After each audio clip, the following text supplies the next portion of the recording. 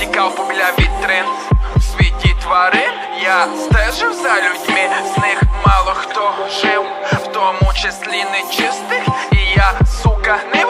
Я чув, як тікав мій будильник буднів. Та я продовжував лежати, склавши руки, програючи вже вкотре бій в своїй корі. Занурювався все нижче, загрібався все глибше. Я заїбався грибсти, життя перестало цвісти. Я ніби цвинтар, скільки у мені померло клітин. Вчора мій друг довів, що він кретин.